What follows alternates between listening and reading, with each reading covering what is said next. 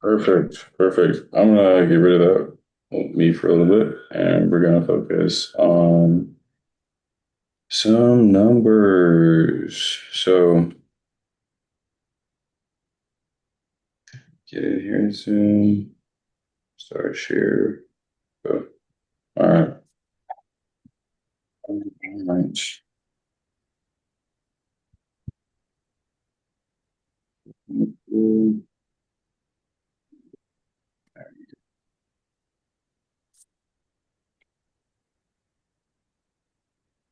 Perfect. Perfect. Perfect. So without going too far into property for property, which would still be helpful. Let me see what I can do. If we could just grab a few, nothing too particular, but just some stuff that I'm buying, see how quickly I can get bias. Nassau Betty 207, real property. Not enough photos to give you a price, but let's do it. Call it 206. What you got? What you got? What you got? I'm okay with the year. Carrot. Shit. 1609, Canary. And then we got a 206 list. Um, so the numbers that I gave you, let's say that we are going for a sub two on this. Um, so 7% entry, and not so take off the word entry on this. So 7% of the purchase price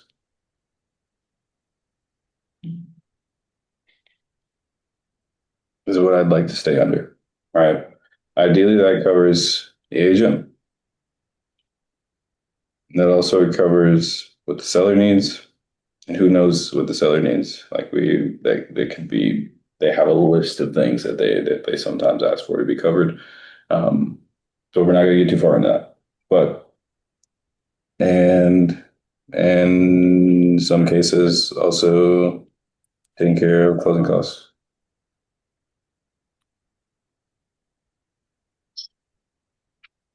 So if we can cover all this, then the next 3%,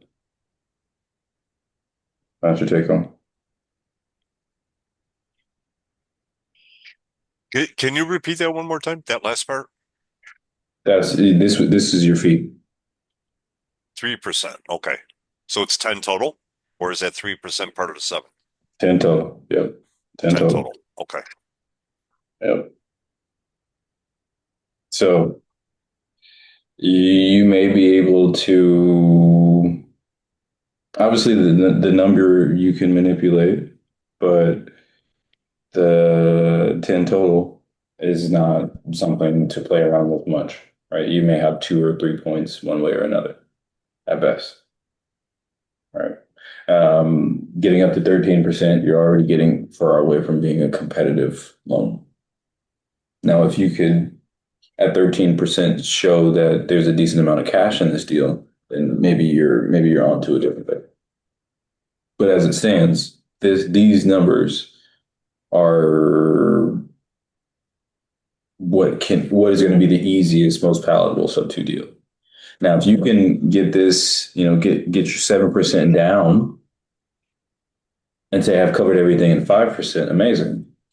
That can mean two things. You have now secured yourself 5% an assignment, or you've secured yourself a definite 3%, and you have nothing to worry about.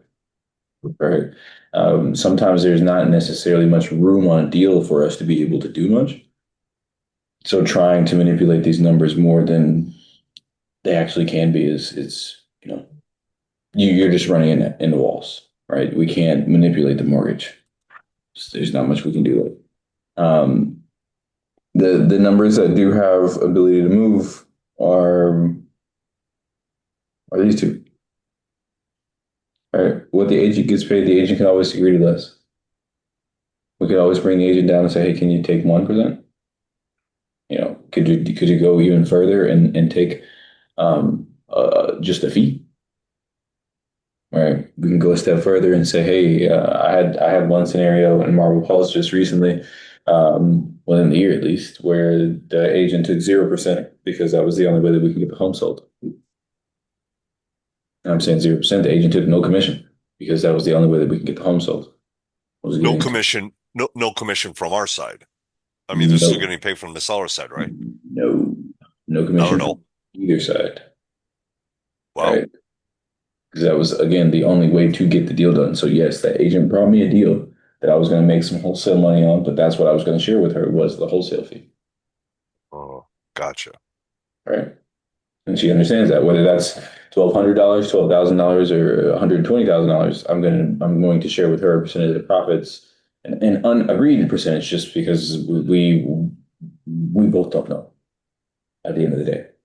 And these are real scenarios. Hey, the agent is not sure what I'm not sure what I should be able to make from it, but the agent is also okay with me wholesaling, knowing that I'm not going to be the end buyer, but I buy other projects. Also knows that I'm still going to continue to do business. So not getting commission on one deal, what does that really mean? Okay, we got this one across the finish line and we did good business, so she'll, she'll make money on another deal easily. Right? So I'm sorry, Malachi, just to make sure I'm understanding, the agent cost that you have as part of the 7%, is that the total agent cost both on buyer side and seller side, or dual agency? What, or is it the seller side plus a fee from our side? Does that make This sense? Yes, so this 7% and what the agent is getting paid is, yes, what the seller can afford to pay the agent. Okay. Okay. Thank you. That's exactly it.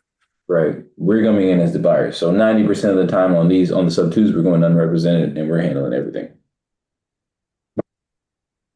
Right. So Got it. that 7% is, hey, the seller has agreed, I'm bringing sub two as a solution. That doesn't necessarily mean that I've brought, cash to the table in order to pay the agent. So in this case, that 7% is saying, okay, in order for me to convince that agent to convince their client to go sub two, I need to convince them that there's enough money in this deal in order for it to happen, right? So Yeah. I'm going to argue that, hey, I got your 3% in this number right here. So again, not to manipulate any of the equation, it's just to say, okay, well, if I can get them to accept a little bit less and understanding that there is still money for them, then it's a win-win. Nice. Gotcha. Okay. So that's 10% total.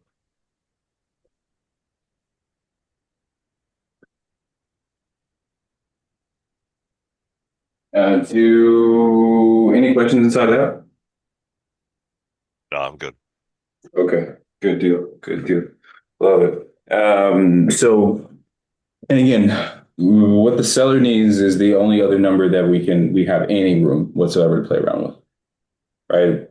Sometimes these sellers will ask for $20,000.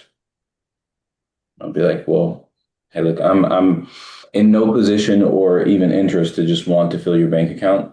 I am not the lottery, so I can't work miracles, but I can do what makes sense.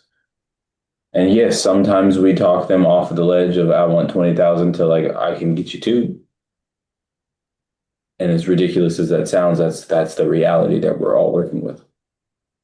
Right? You have no equity, but you're expecting 10, 20, 50 to 30,000.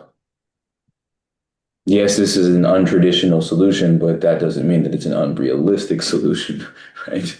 So there's a lot of conversations that we need to have. And the beautiful part to me about sub two is the fact that if we're on market sub two, then we're communicating with the agent as to why we're going this route, right? Gotcha. And a very, just to kind of dive into this a small amount, the conversation structure for sub two isn't, hey, I'm looking for more subject to properties.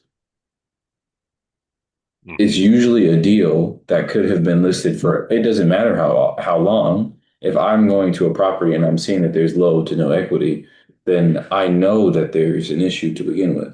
In the same way that if I call a property and I see, oh, there's a lease pendants. Okay, well, shit, I know that there's an auction coming up, right? That's just kind of what it is. So if I've gotten on the phone knowing this, then I'm not going to lead with knowing that I'm a know-it-all. I'm not going to be an ass. I'm just going to say, okay, here's what I'm looking at for the property. No matter the condition, even when we go to buy a traditional home right now as a rental that's turnkey, I'm going to tell you to go 85 to 92% of the ARV, even if it's turnkey, right? So if they're listed for the retail price, then I'm going to tell you, okay, hey, 85, 92% retail. 95% if you got something that's going to cash flow crazy. But 92 is really my all right, kind of been the stick a little much, right? So with in any event, take this with you. Take this.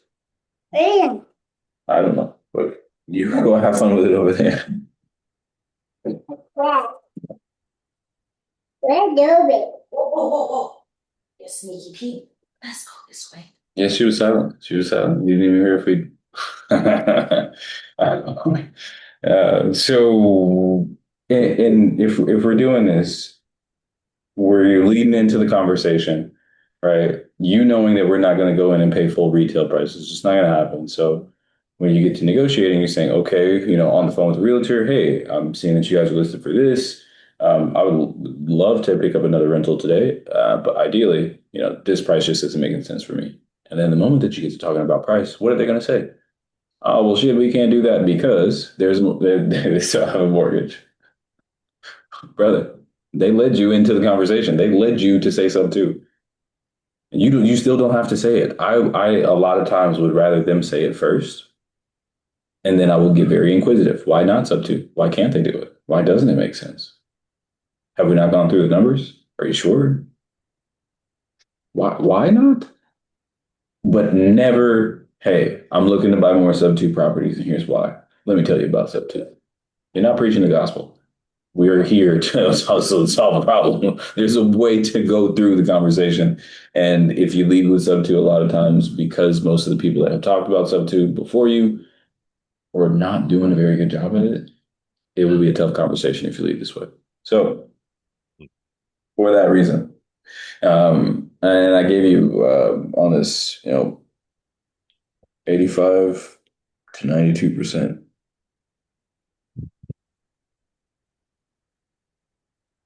on turnkey properties. And that's of ARV. Yep. Yep. And that's going to be our total offer. Yep. Every time. Every time. Not complicated, not overdone. Just this. Just this. This is a hedge fund number. This is our number. Gotcha. This That's is assuming they have they got to have some equity, so right? so some equity. Yeah. I mean, in order to accept our offer, ideally they have some equity. That's what that boils down to, right?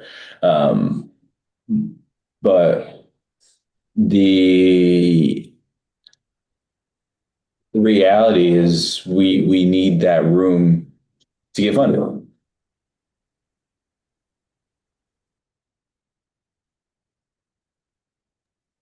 Okay, yeah. So the simple reality is if we're going to get funding ourselves on a deal, they want to see that equity built in, that LTV gap, all of the above, right? They want this perfect ideal situation in order for them to lend.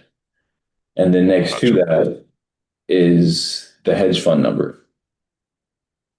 If you go and lock up 88% of ARV on turnkey properties, hedge funds will buy from us all day. As simple as it sounds quantifiably, it is actually pretty difficult. And I can take the word difficult out of it. It's very much a numbers game, and your negotiation to get down to that number, yes, you will have to be good at communicating as to why 88% works. Mm-hmm. Mm-hmm. And sometimes that will mean that you need to have gotten a lot of information from them as to why they can feasibly accept your 88% of ARV offer, right? That's it. Okay. When you're even starting to think about subject to as a possible solution, like that one I'm working on with Tracy out in Colorado Springs, the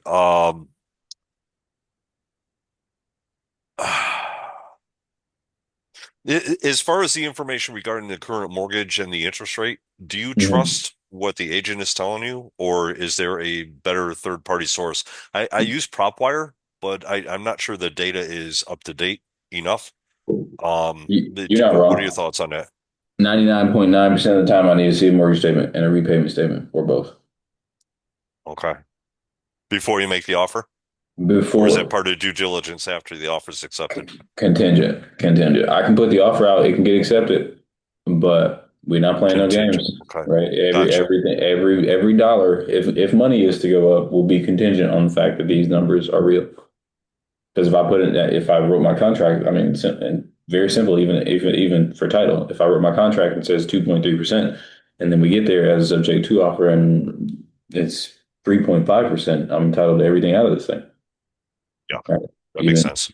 a certain level of accuracy, this has to be in the contract. So that's even Kathy, for you as a TC, very important point. When we're handling sub two deals, you will need for us to close on a sub two deal, for us internally as a company to close on a sub two deal, we will need a mortgage statement. We will need a repayment statement. For us to do it, it has to be both. If we're wholesaling, it can be one. We're going through the process. You will see both. And if you're handling it as a TC, I will say that you need, like, I have a list of documents to show you as a checklist of like, hey, you will need these things in order to get the deal done as a sub two. But it's imperative that you actually verify the numbers on both sides. Hey, is the buyer aware these are the numbers that you're going with because you're taking over the mortgage? Okay, is the seller aware, or was the seller giving me the proper information month to month? You know, if we've been in a deal for 60 days, yeah, sometimes you do need to ask for the up-to-date repayment statement because there could be fees associated with it. There could be lawyer fees, there could be all kinds of things. So also just something to stay in to note, hey, that all the documentation necessary to organize a sub two deal, there, sometimes in cash transactions, if we don't have, little things done, little things like proof of funds, even like a deal can get done. There's times where I've wholesaled a deal to an end buyer and I did not get proof of funds for them. Should I have? In most cases, yes, just for even peace of mind.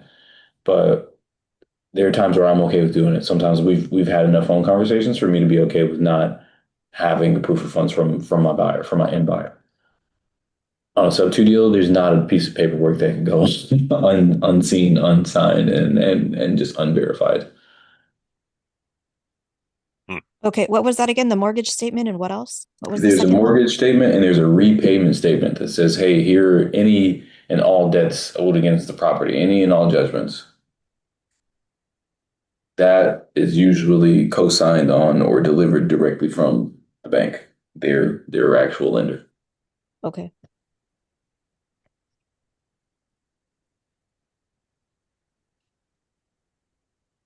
And then yes, like I have a sub two packet to go through with you on, hey, here are all the documents necessary and a checklist for us to get a deal done.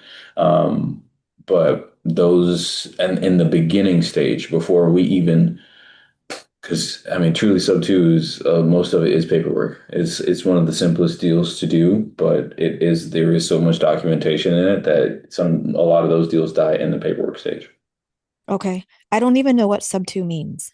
Sub two just simply means subject to the existing financing, meaning that Gotcha.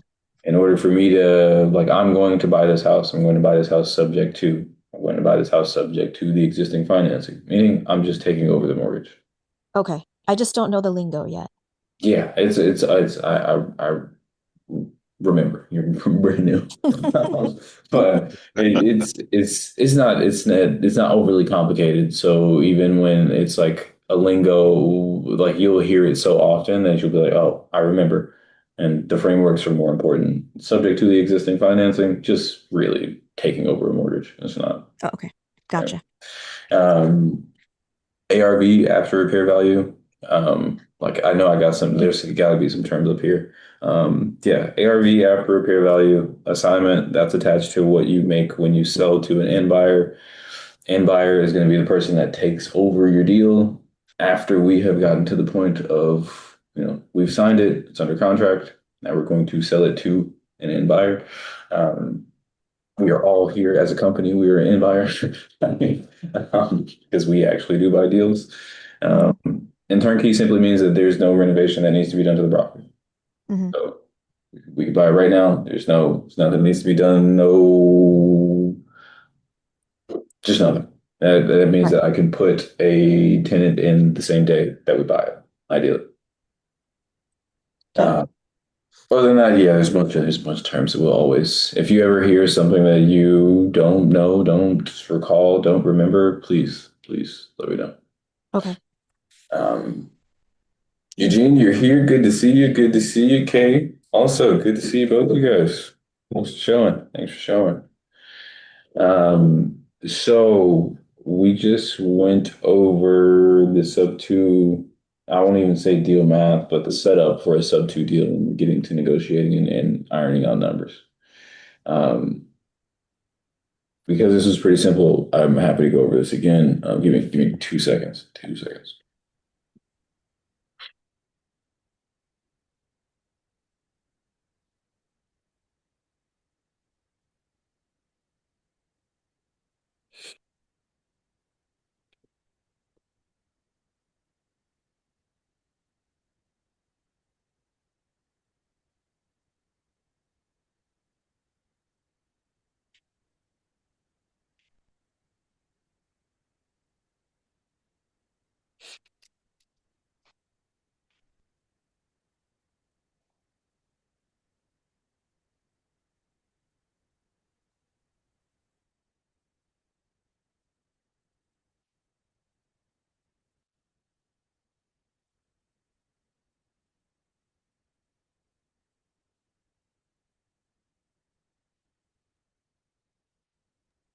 All right. Okay. Okay. So on a sub two deal, all right? Um, we can actually use some real math for a second so that we have something real to go off of. Um, so I'm gonna calculate what we got here. If let's say on this property we have the 206 that's listed. Let's say their open mortgage is 196. So this is going to be our purchase price. And most of the time we're not going to purchase for more than the open mortgage actually is. So I wouldn't say that there's any room to try to overcomplicate anything and like what our purchase price actually ends up being. Right. Um, this is still just a little bit better. Oh.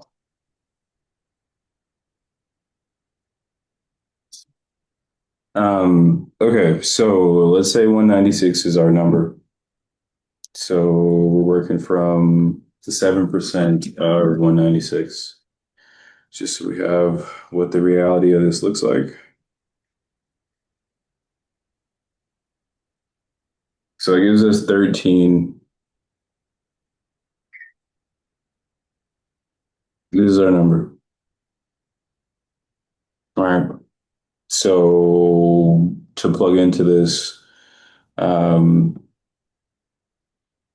let's say 3% of that is to the agent. So our 196, 3% is 58.80 that the seller can afford to pay the agent. If they full out, pay them as is. All right. Minus 13,720. And that we got, this is what we have left. All right.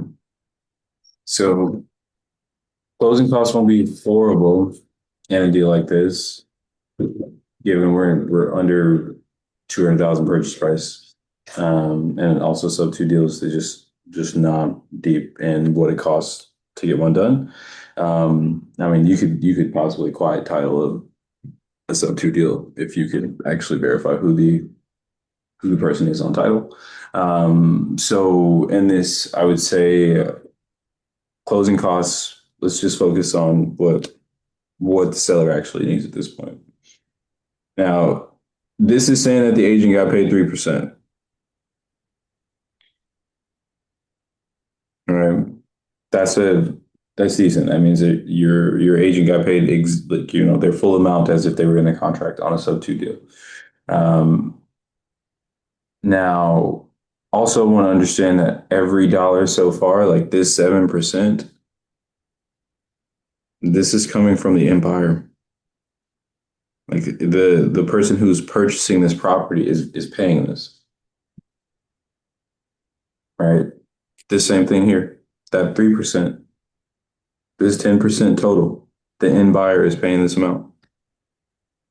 If we buy the property, part of the reason that I want these numbers as low as possible is because we're coming out of like company money to buy the property. Of course, I want this to be nothing. Of course, I would love for the seller to accept $1,000 and for the agent to accept $1,000, and we close very smoothly. Keep my closing costs as low as possible. Okay, great. All right, go with title company that I've already worked with, especially in Texas. Easy. But if it's a real, hey, these are the numbers that they want to play within, then hey, 10%, 7% getting into this property, I'm that's what I would have been okay. Top dollar coming to the table with is about 7%. Could he possibly even us out at 15,000 and saying, okay, I'm cool with a $15,000 entry on a $200,000 house. It's not crazy. If it cash flows as a sub two, that's a whole different story. Right now, we're just talking about entry numbers, literally just the first phase of that deal. So again, we can call this phase one of getting into a sub two deal. Because before we even get to putting out offers and saying, okay, yes, this works, all of this stuff needs to be done first. Truly, if you get there and you're putting your offer out, let's say, right? If we take exactly this, 7%, we're gonna go put PP for purchase price now. Um,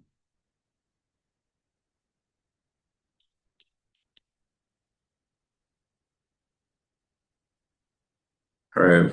This is for us to get an ideal deal for us. This is to get an ideal, deal for the seller, right? So we need 7%, and then we simply have our 3%, take home. That's two simple numbers for us. Right? That came out to on 196. Well, if we're buying the deal, let's focus on buying first.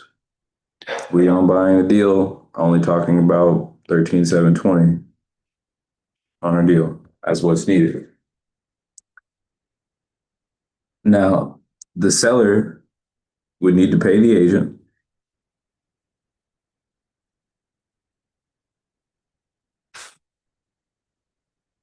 And then let's say the seller themselves wants $10,000.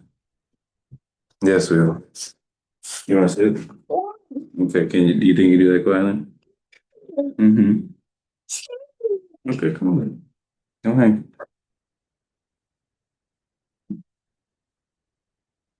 You see how nothing happened? Are you okay now? Okay. This is what's happening though. This is where we are. Not right now.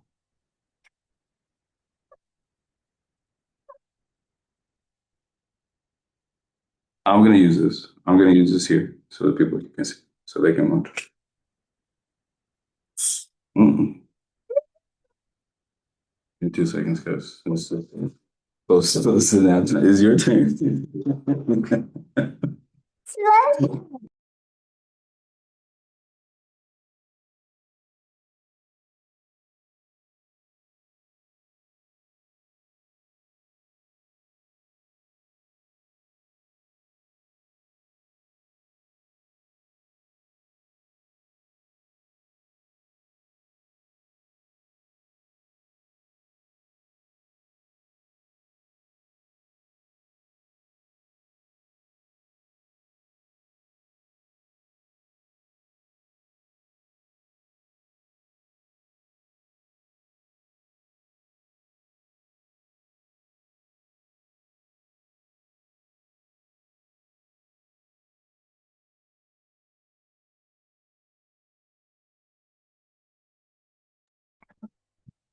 My turn is so cute. At least she's turn based.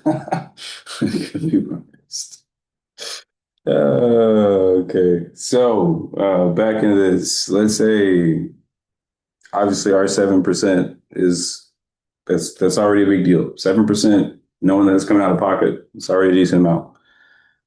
Seller wants 10K. They won't budge. Like, hey, I will only accept 15,000. I will only accept 10K. I will only accept 10K. Won't budge.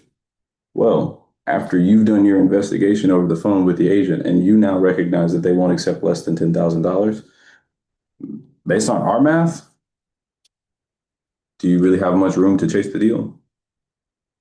Right? You can't, but there is a reasonable place you can take the seller and say, hey, look, I got a check that says $13,720.88.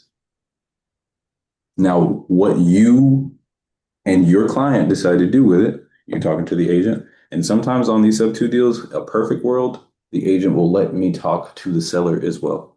They will set all three of us up on the same call. Because usually the agents don't know sub two as well as we do.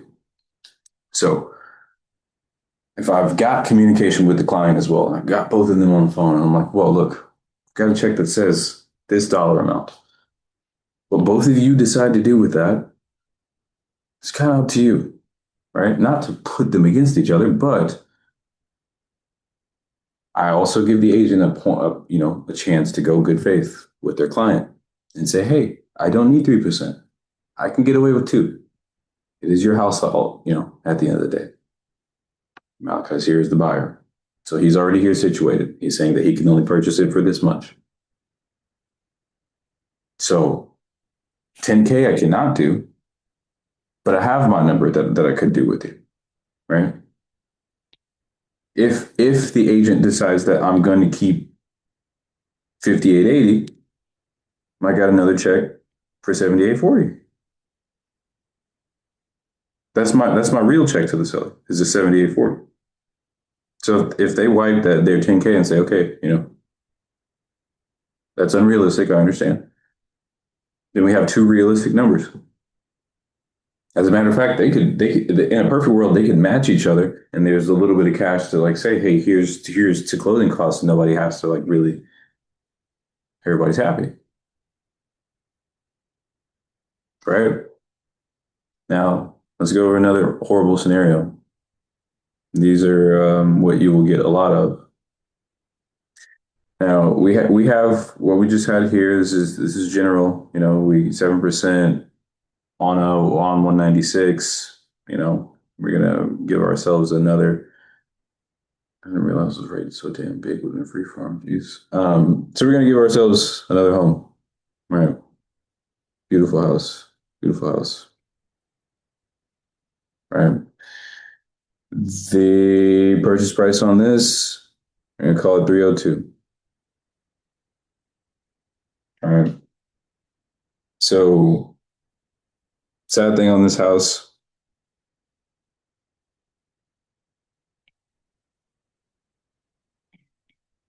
$22,000 in arrears. All right. So what do you think happens on something like this? Right. Our math does not change. It's not like, oh, damn, they were in arrears. So our 7% now becomes 15% because I can really afford to. Nothing changes here. All right. So we'll go and play the game.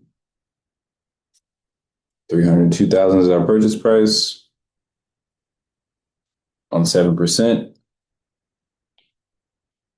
I only have 21,000.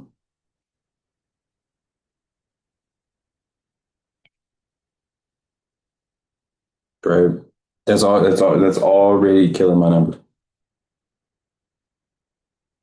So I only got a couple of options. I can either go, depending on who they have these arrears with, I can go and try to settle.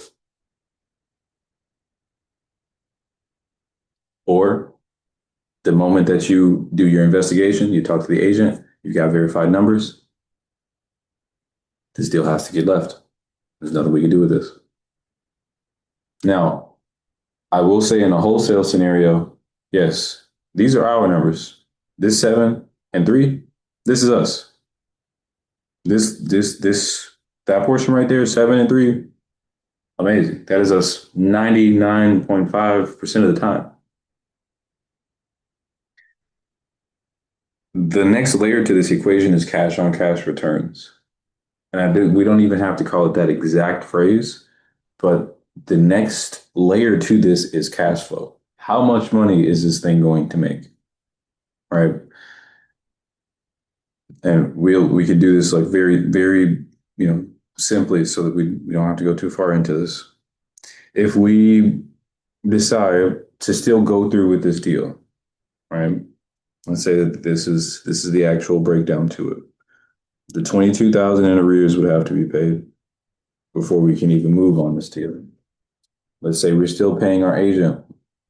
We're going to see very quickly why I don't do this. We're still paying the agent 3%.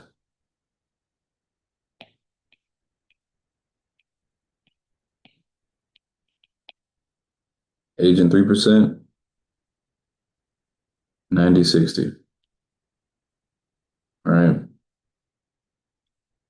The most important person at the table wants $10,000 to walk. This is their cash for keys price. And we got closing costs. I'm just gonna call it 7. We're gonna call it way less than 7 because I wouldn't have even paid that.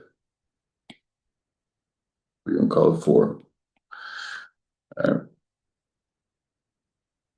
So altogether, we haven't done anything crazy, but in my opinion, we're definitely not doing well.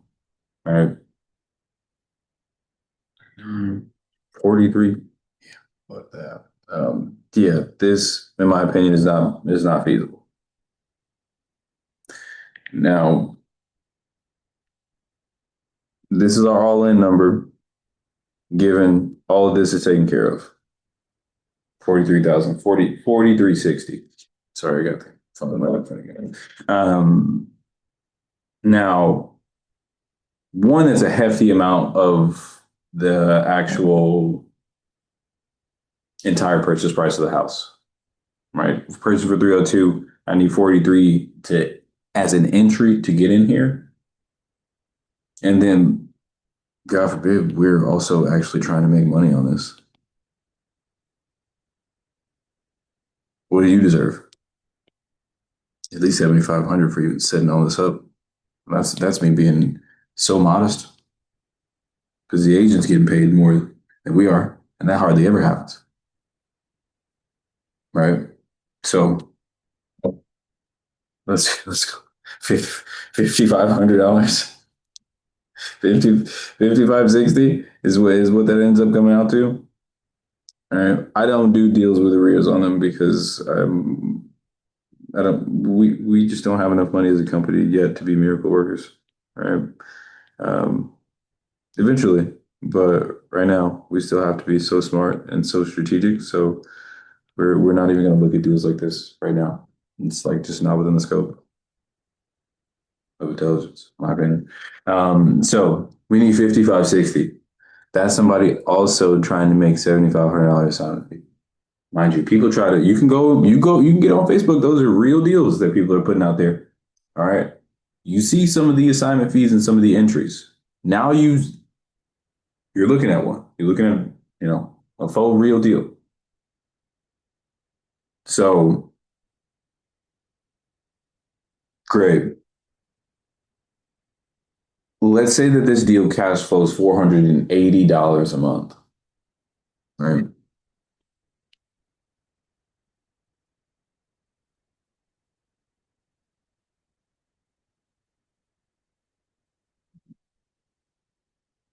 Simple stuff.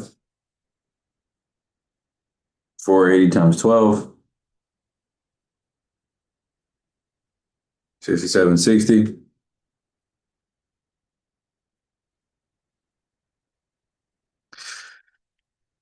Times 10 years.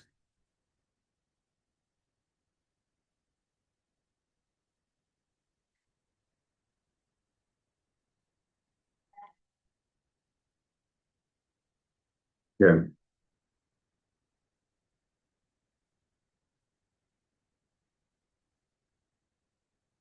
I'm gonna go over it, but here's where we are. right? If we're looking at why we buy this deal, why we wouldn't buy this deal, what the investor is actually looking at, right? Let's say the deal again does cash flow $480 a month.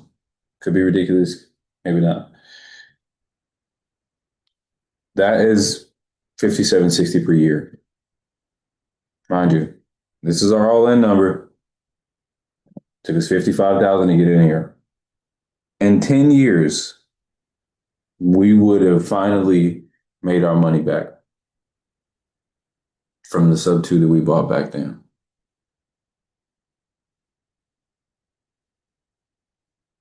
Now, from another layered investment perspective, yes, we did pay a decent amount of equity down. Some good things happened. Can we justify to an investor to buy this property and make their money back in 10 years? No, there's no Now, way. thank you, Joe. Maybe there's an investor out there, but the buyer pool for something that looks like this is very small. And like whatever their tax scenario is and whoever their CPA is, bless those people. Because this is a very specific scenario as to why you would buy this property and wait 10 years to break even if it's your own money. Even the equity pull that you get out of this, it's not like that's a free scenario either. It's not a free ride to pull equity out of the home. It's nice. It's not a free ride. So you can't do this. This is why you don't lock the deals up, right? I will go over it all over again, just for sake of practice and also sake of understanding this and understanding how far. And again, sub two is really nice because when you understand this in its totality, hey, this is something to get behind. If you can get these numbers to look good, whoa, I'd do 10 of these this week. But it's hard to get people to agree on these numbers, guys. Okay, so our lovely $302,000 abode, right? We're 22,000 in arrears. Seller needs 10,000, right? That was already enough. The agent's getting paid their 3%. So 90/60 is going to them. There's our 22,000 in arrears. Got to pay about $4,000 in closing costs here or there. Then we have an assignment fee of $7,500. All right, that we're trying to make. This is a wholesale deal. The moment that arrears showed up, we stepped out of the room as buyers. All the buyers were over here. We were still in that room. And then when you were on the phone, you heard the word arrears, and then you left the room. Right? You're still in the wholesaling room, but you're no longer in the buyer's room. All right. Arrears, we're not buyers. And you can be transparent about that if you need to be. Hey, I still got the solution, but we are not going to be doing it. It's not going to be us. All right. I can help you get all the way across the finish line, given all these numbers work out, but we're not. It can't be us. Sorry. The moment that I saw the arrears, sorry. Unless the arrears are less than like 5,000-7,000, but in most cases, even those, for whatever reason, it just the numbers don't add up. So arrears, naturally, stay out of it. But because you know the deal math, I trust you to go all the way through it and also bring to me enough info to say, hey, I know why we don't do this. I know I give you, this is a company-wide statement. I know that I give you rules and I give you principles, standards, things to abide by, things that make sense, stuff to stay in. I also brought you here for a reason. You are all good brain people, head above water people. All right. That was important as to being on this side of this entire thing. So if you go through the process and you go through the math and you show me, hey, are you sure? Yeah. Are you sure? Yeah. You know that we're just sitting, right? I'm sit. I sit. And you let me know, this is why I believe that this is a deal. Hey, I understand. Like, give me your entire reasoning. Hey, I understand we normally don't do this. And it's more than $10,000 in arrears. Please level me out. But here's the deal math. And you can show me otherwise. You can show me proof. You can show me why this makes sense. I will hear you all the way until the end. And we good and well might buy it if it makes sense. But based on this, My turn. My turn. not your turn. It's my turn. My turn. If it wasn't for the fact that they could see it, it would be your turn. But right now, it's not your turn. Okay.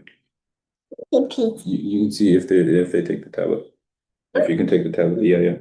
It's right there. It's right there on the chair. The tablet is right there on the chair. Look. Not that one. Not that one. That one. No, right here. Mhm.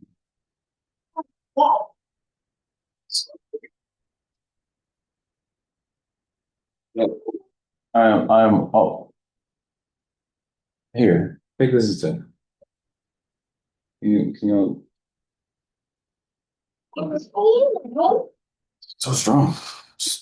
Huge. So if you can provide me reasoning, I will hear you out. I will always hear you out. All right. Always. But because I'm giving you reasoning as to why, and I also believe in saving time, efficiency will always make you more money. That's why I got standards. That's why there's processes. That's why these things exist. Efficiency will always get you to that across the yellow brick road a lot quicker than trying to find out why. I don't give you the rules so that you don't do stuff that you don't want to. I give it so you do, so you save time. The moment that you see arrears, so we go through all of this math. Imagine you've been on the phone for 20 minutes because the sub 2 calls are longer. They're not the quick 5, 7, 4 minute calls that you see me do on the flips. They take a minute. Convincing persuasion. All right. So you've been on the phone for 15 minutes. You hear the word arrears and you decided to stay in it. Okay. Now you're doing the math. You've done the deal math. You've waited 2 days for them to get you the goddamn, not appraisal, the repayment statement. So now you're sure on the arrears. You know exactly what the dollar amount is. So 2 days go by and the time that you spent doing your deal math. And then because you're now definite in the numbers and you're like, yes, you get to 55,000 and it takes you 10 years to break even and you understand that you can't do it. That's a lot of time. You possibly could have talked 3, 4, 5 reasonable deals and had them locked up in that time that you spent chasing this thing. So I recommend that you don't chase. Don't chase any deal. If the numbers don't make sense, usually like that math, that's why you hear me be more objective and number oriented and use this equation. And if it doesn't fall within this, here's the range that you have. When we quantify these things, our lives become so easy because you don't break your rules and you don't start to play outside of that. Now you may play a little bit because you're like, hey, what if? We don't play on what if playing for too long. What if a little bit? But the moment that you start what ifing multiple times, what if I'm wasting my time? And usually that's what's happening. Back to this real quick. All right, so 10,000 seller, 9,000 agent, 22,000 in arrears, 4,000 in closing costs, $7,500 as an assignment that we should make $55,000 all in, right? In an ideal world, the deal cash flows $480 a month. A lot of times it's not going to be the case, right? Shit. If it's $300 a month, it's going to take you longer than 10 years to break even. All right. So 480 property's doing amazing, right? $5,700 per year is what that boils down to. That's what this number is. Over the course of 10 years, you make 5,760. And another large part of this is this amount, this here, you may have borrowed this. This may be from Chase Bank. Do you think Chase is gonna wait 10 years to get their goddamn money back? Right? Like, let alone private money lenders and people that you possibly could get this from. But there's a bunch of avenues to purchase the property if that ends up being the case. Again, why we have to be smart, savvy, strategic, mapped out. Because if we do borrow $55,000 in order to go and do this deal, we good and well better make our money back before 10 years' time. Someone else's money back, our lender's money back, and some profits. Because we're talking 10 years to break, to make 5,700. Where's the money that we made? We don't get that until we pull out the equity of the property. It's madness. So leaving that where it stands. Leaving that where it stands. Any questions while we're here, or anything else to go over while we're sitting in this? Good. Everybody good? Anything? Anybody? Yes. Assignment means what? Assignment is the difference. Well, like, I'll give you physical representation for it real quick. This is your house. This is the house that we're wholesaling, right? $190,000 house we bought, right? This is our contract, right? This contract exists as an A to B contract. A was the seller of this home. B was us as the wholesaler. Brain / buyer. And hopefully we're the second one, right? Now, we got this lovely business organization. The title company. Contract goes here, right? And then our lovely home has an end buyer, right? This is going to be another entity, just another person, right?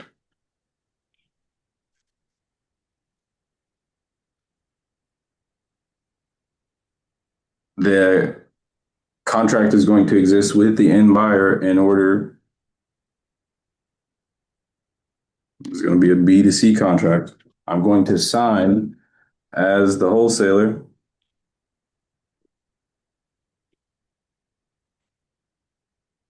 I'm just going to put EB. The wholesaler and the end buyer are going to sign a B to C contract. All right. For this exact home. So this contract may now say that they're buying it for $200,000. All right. That contract now goes where? Also to title. Now, what title is going to do is spit out all of the profits from this deal. Now, you see the difference. This was the $190,000 that we bought it for, and then we sold it to our end buyer for $200,000. That $10,000 is your assignment fee. Okay.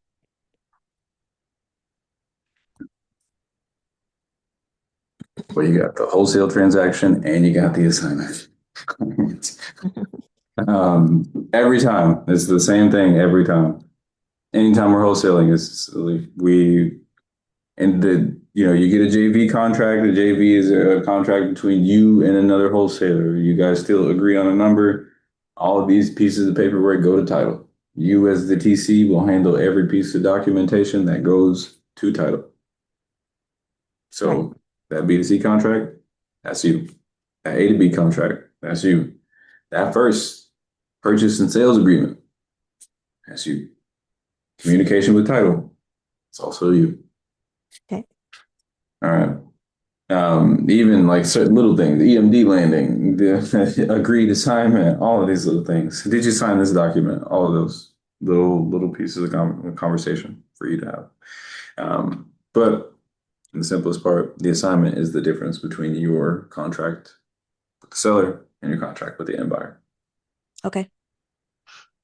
All right. Anyone else? Any other questions? Honestly, this is like Q&A time period because we're going to wrap up here soon.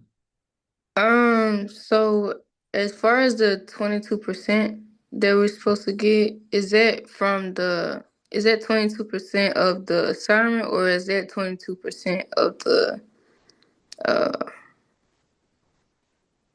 like 22% of the I don't want to say equity, but What? But start off where it makes most sense. I don't think that there's a 22%. Where it talked about as far as the compensation plan. Um,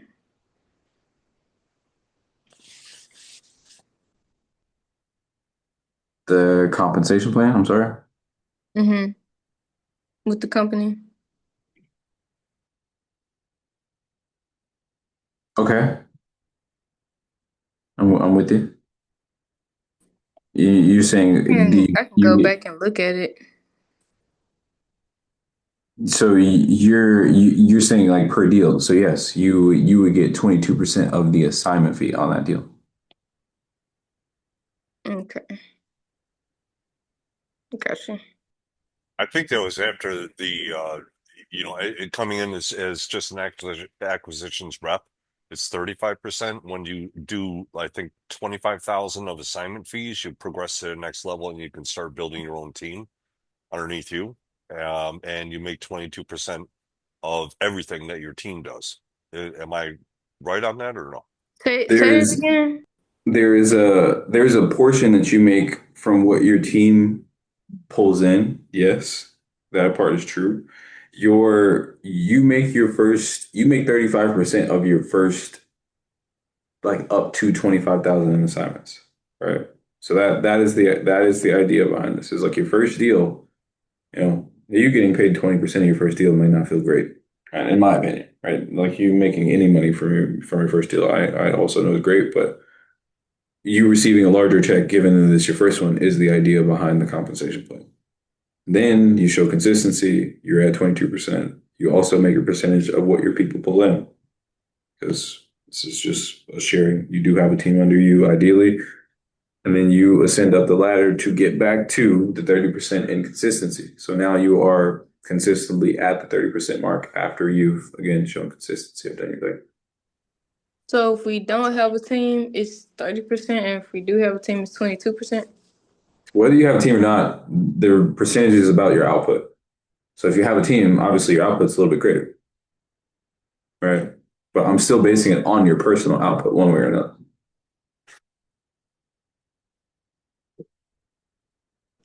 Mm-hmm. Right. Yeah, the number that's expected is going to be out of you. I will obviously take into account, hey, your team is doing great. If you haven't done your number in assignments, I'm going to be looking at you and saying, okay, where do we improve? Team's doing great, right? And obviously, you're doing a good leader. You guys have good leads or whatever is happening. You're doing a great job, right? How can I also help to make sure that you're producing, or where can I aid?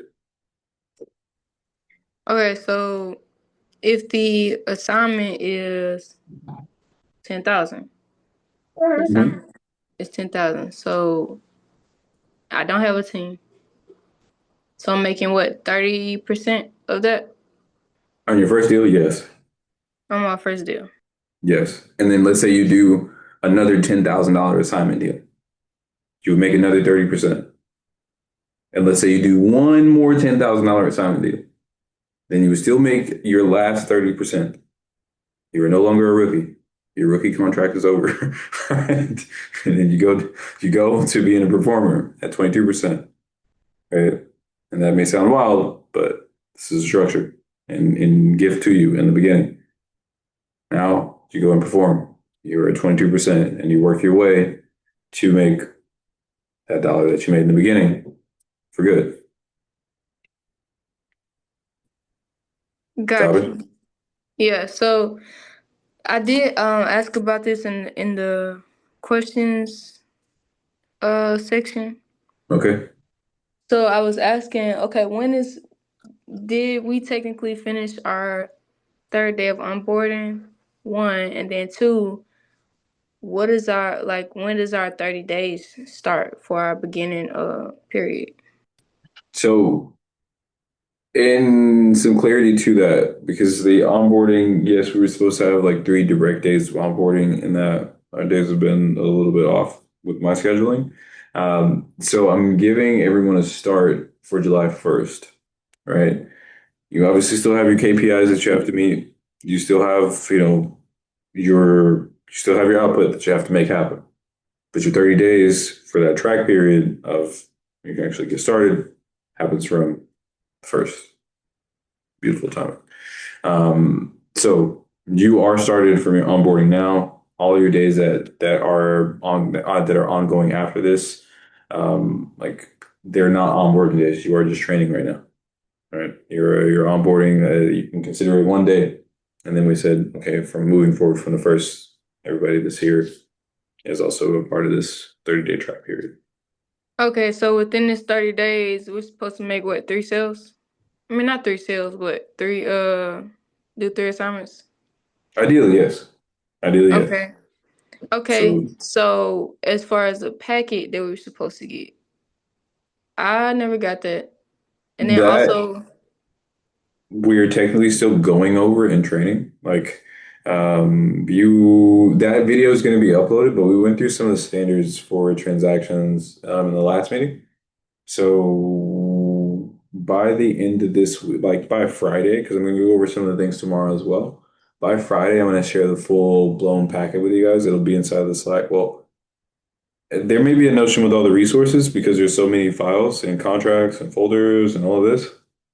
So there may be a notion that's like shared with you. Right now, I use it for myself just to keep organized, but it may be easier either that or Google Drive. But I know the file for the actual onboarding packet, I think it's a ridiculous amount of gigs. It's nothing that you should download to your phone or to your computer or anything. It's huge. what about Dropbox? I mean, that's what I said. Either Google Drive or it'll be in a Notion where you can just access it and use it whenever you need as a reference. Okay. Last question. I know there was something I was supposed to get in addition to the packet, like after our, did you do that? The thumbs up, Yeah. I did.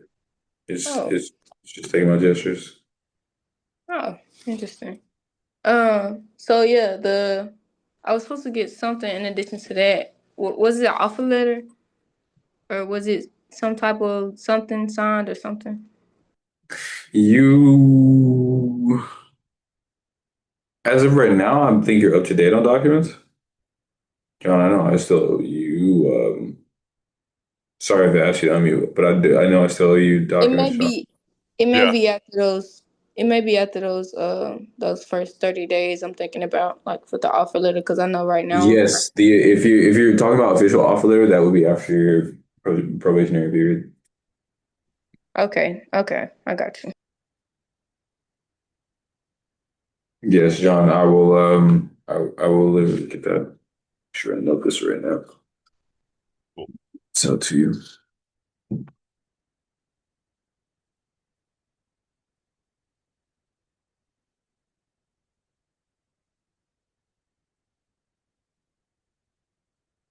All right, all right. Do we have anything else? Yeah, for this. All good? I'm good.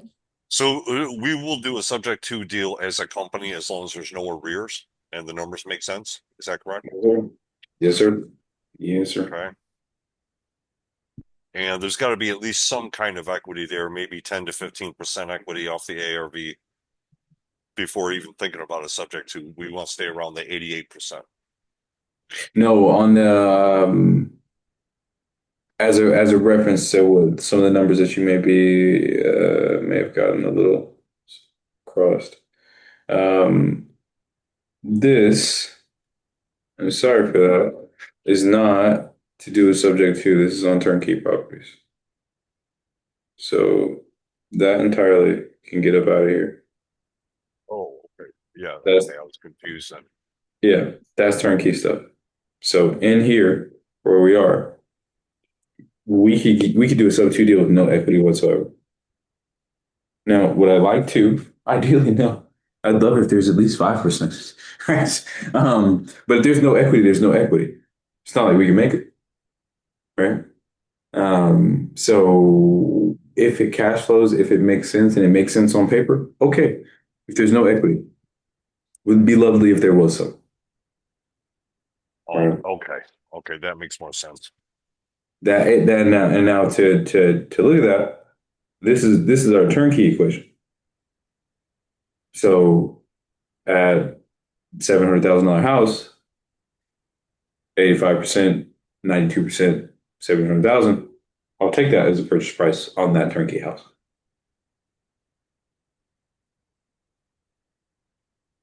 And what would be your exit strategy and on the turnkey? No, I no want to exit whatsoever, just portfolio additions. Oh, okay. Okay, portfolio. Gotcha. That's where I was confused. Okay, thanks. Yep. Turnkeys are forever holds. If when you do this and it's in an area that we don't buy, then you're looking at a hedge fund to sell to. Or Burr. We wholesale Burr deals all day. There's not like and not all day, but there's no reason not to. You know, like we could focus on flips every day of the week, and there would still be hundreds of Burr deals in every market. Some of them turnkeys, some of them slight renovations, some of them very, very, very light renovations. But it's still an amazing strategy for us to offload to. Those are some of the most educated buyers, those Burr guys, even if it's their first deal. Yeah. Cool. Very cool. That's a funny thing to say. It's like one of those, what's your unpopular opinion? Yeah, I think the Burr guys are actually pretty decent buyers because they don't break their rules. But if we don't have anything else, I'm going to say that you are all free people. And I will say to be, I have something. what you got? So as far as the pre-recorded, I mean not pre-recorded, but the previous recorded sessions, where are they going to be?